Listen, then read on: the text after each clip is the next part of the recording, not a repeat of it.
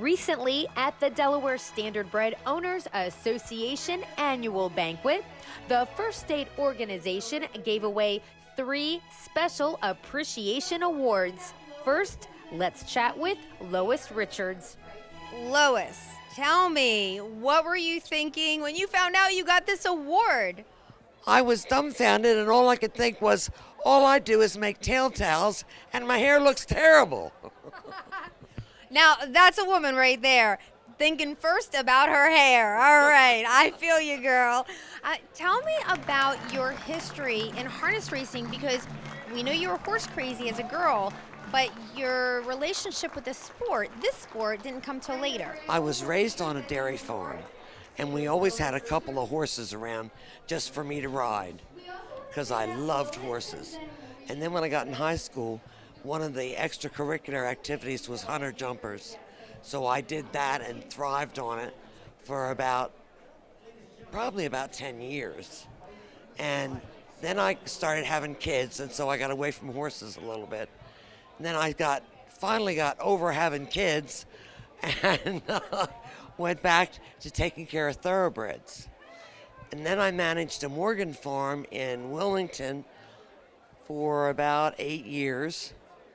And then I went to a thoroughbred farm in Chesapeake City, and that's how I met Kenny Richards. Because he was at a harness racing farm, right? He was training oil burners, the world champion. He's at Brooks's training oil burner. Okay, so now you guys get hitched, and now you fall in love with the sport of harness racing, correct? Right. And now, tell me about some of the things you do now, because Lois is getting a special appreciation award for some of the things that go overlooked. You know what I mean? So, talk about what you do for the horsemen. Well, I think probably the most outstanding thing is I put zippers in colors. These guys spend a fortune on their colors. And all of a sudden the zipper goes, and there's nothing wrong with the colors. So I put zippers back in them. And you pretty much sew anything, and you repair anything, right? Right. I do. I make harness bags. I repair harness bags. I repair and wash blankets. You name it. If it has to do with a standardbred, I'll deal with it. And that's one of the things that we just want to point out, with Lois. If there's something that needs to be done, you just go to Lois and she figures out a way to do it, and she does it for next to nothing. However, we will want to say this, now that she's getting a special appreciation award, we think that your prices should go. They are going up. Yeah. Oh my goodness. Yeah. We love having you in the business, and thank you so much for your time and everything you do. It is my pleasure. And if I wasn't doing this, I don't know what I'd be doing, because I'd be going nuts. I have to have something to do, and dealing with horses is my speed. That's great. Thank you, Lois. Thank you, honey. Veteran horseman Jim Porter was recognized as well, and I pulled Jim aside to learn more about his life in the sport. You've been in harness racing decades. How did you start racing horses? Because you had other jobs before that. Yeah, I started with your grandfather, Mr. Looney. It was the first job I had with Mr. Looney. What? Wait a minute! I had no idea. This is crazy. The things you learned. That was your mother, this little girl, when I started. Way back years ago in Harrington. I started a year or two with your grandfather. Then I went to work for Melvin Thompson.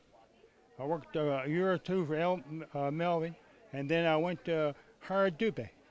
I worked for Harry Dupe for a year. Then I got my license. I still got my license, Harry Dupe. Well, you have made an impact at a lot of different tracks. You've been racing horses for 50 years, and that's one of the things that we want to mention, because you actually are still training horses, and you're in your 80s. Oh, what was that, 86? 86. Here, we should say that we have, do we know each other? I'm his stepson. Oh, okay, what's Joey your name? Fellows. Hi. Oh, Hi. you're Joey Fellows. Again. All right, I don't think we've ever officially met. Nice to meet you. Nice to meet you. All right, thanks. Hi. How do you feel about this award? I think it's awesome. Dad's been a very, very important part of this business. And I just like to say, him and his owner Mr. Landy. He's been owner and trainer for 50 years. Yeah, You normally don't see that. Yeah, you don't see that. 50 years that they've had this friendship and this business together, so it's pretty incredible. Hey, thanks for coming tonight. No problem. All right, let's get back to Jim. All right, so okay, let's talk about that a little bit because you and Mr. Landy again have been together for 50 years. He's owned horses and you've been training them. That's been a big part of your life. Yeah. He's my main man. How'd you guys meet? I was racing the Ocean Downs, and he called me one night and wanted to know if I'd drive a horse for him.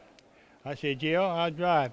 He sent a horse down the Ocean Downs, and I drove it that night, and he won.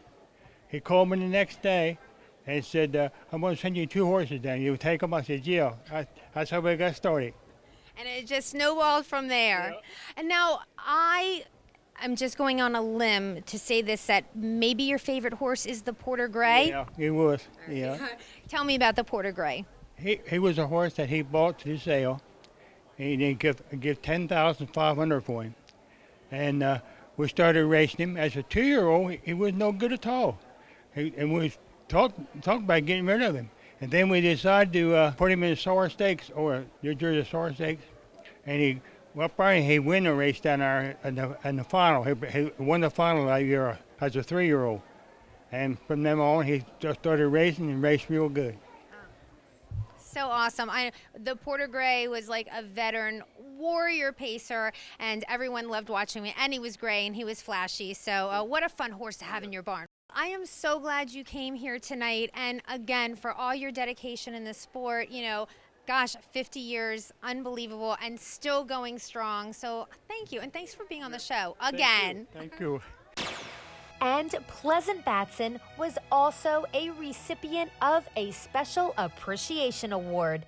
This longtime horseman and all-around wonderful and much-loved friend in our racing community jogged his first horse at the age of 7 and was hooked for a lifetime.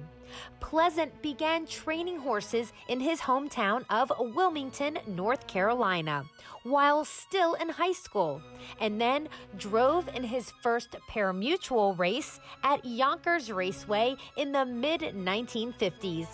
In addition to racing horses, he made another business venture which also took place in the 50s. It was in 1958 he opened a harness shop and ran it for the next 61 years until Pleasant recently retired. It became the longest running, solely owned harness shop in the country. The shop offered everything from equipment to hand-stitched custom items and, most importantly, a smile from one of the most loved and respected people in our Delaware harness racing community. Congratulations to the 2019 Delaware Standardbred Owners Association Special Appreciation honorees on their much-deserved awards.